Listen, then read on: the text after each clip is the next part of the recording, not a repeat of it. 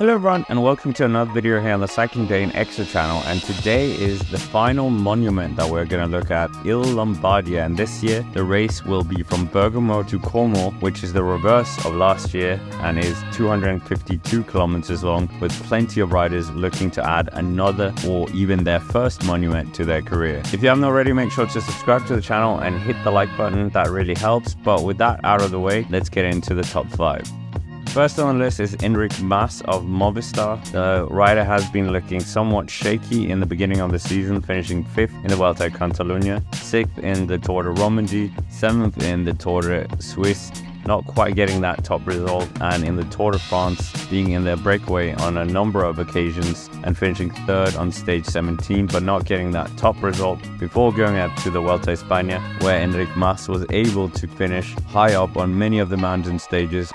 and finished 3rd overall, another podium finish to add to his collection. And at the World Championships he was very strong, being up there with the favorites in that chasing group and finishing 8th, and at the Giro d'Emilia as well, finishing 8th there as well. So the form definitely there, and potentially Enric Mas can get another podium at Il Lombardia, but we'll have to wait and see. Now moving on to number 4, and this is of course Marc Hirschi, who we raved about at the World Championships. It did not quite happen with a Swiss rider, and is of course leaving UAE Team Emirates at the end of the year, so this could be a big bang for him to go out on, and he has been very good this year, sitting high up in the World Tour ranking.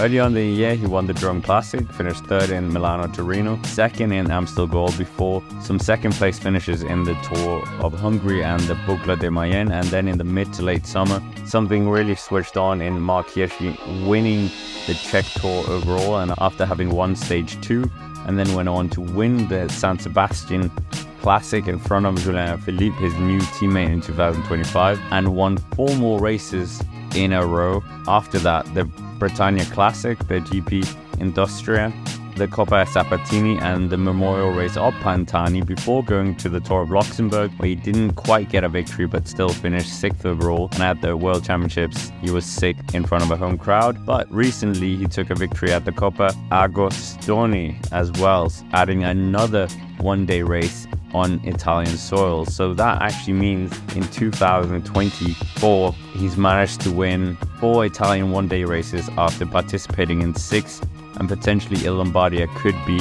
his 5th victory. In terms of his record in the race, Hirschi has taken part in 4 editions, with his best result being last year, finishing 19th, and of course being part of the team working for the eventual winner of Tadej Pogacar. So maybe he will not be given the opportunity, but it would be great to see if he did. But anyways, before we go into the top 3, just some other names to note. Of course, Tom Pidcock looked very good in the recent Giro d'Emilia, and he's headed up by a very strong Ineos Grenadiers team. We've got David Gaudu as well, who looked good in the Tour of Luxembourg and the eventual Tour of Luxembourg winner of Antonio Tiberi. Equally, Simon Yates is riding one of his last races for Team Jayco Ayula, and Matteo Jorgensen could be a very strong card for Team Visma Lease bike. But with that out of the way, number 3 is none other than Golden Remco Evenepoel, who will be returning to Il Lombardia. Remco, of course, had a phenomenal bounce back from the crash in the Tour of the Basque Country to finish 3rd on the podium in his first ever Tour de France, and even winning the white jersey along with winning the first time trial stage.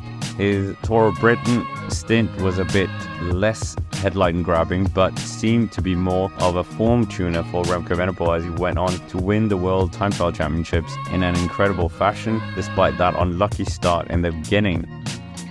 Remco did achieve that double in the Olympics, winning both the road race and the time trial, but didn't manage to do that at the World Championships, as in the road race he was left very frustrated with riders not wanting to help him chase back a rampant Tadej Pogacar, and it didn't quite go his way at the Giro d'Emilia as well. Remco Evenepoel is an extremely dangerous rider on this kind of course, and Remco has a strange relationship with this race, as he suffered that terrifying crash in 2020 when he had an incredible season, and that really hampered him in some way, and In 2021, he was 19th, and last year he was 9th, so he'll be looking to improve on this for sure. Next on the list, we have Primoz Roglic, who of course finished 3rd last year in his last race with his previous employers of Jumbo-Visma. In 2024, with Red Bull Bora-Hansgrohe, he has had a very up and down year with a lackluster Paris-Nice, a crash at the Tour of Basque Country, bouncing back to win the Dauphiné, and then crashing out of the Tour de France despite being in the top 4 early on, and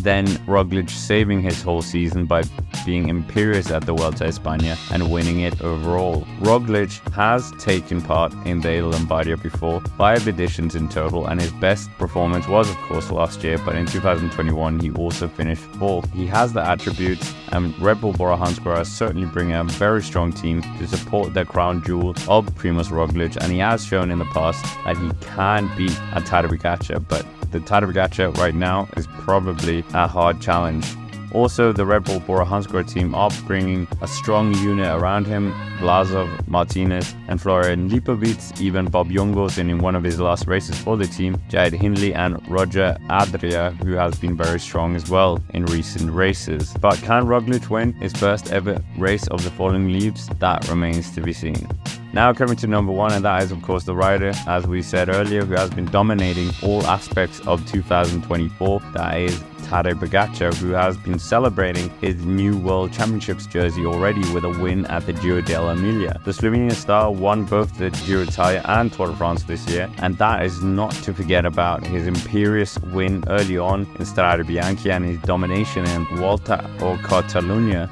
plus a powerful performance in the GP Montreal before that incredible 100-kilometer attack at the World Championships and winning the Triple Crown. Pogacar and Il Lombardia is a perfect picture, as Pogacar has won 100% of the races he has entered in 2021, 2022 and 2023 in a variety of ways as well. And with the form he has, there will be a number of ways he could win the race, from a small group sprint, a solo breakaway attack like he did in 2023, or just bringing Primoz Roglic or Remco Evenepoel to a 2-up sprint as well. But judging by how he won Giro d'Emilia and the World Championships, I think a solo break might be on the cards. On top of this, Pogacar and his teammates of UAE have had an incredible year, winning over 80 races already, and they are getting even closer to the all-time team record in professional cycling, so that could also be an added incentive. If Pogacar was able to drop Remco Evenepoel and Roglic to finish the race overall, he would also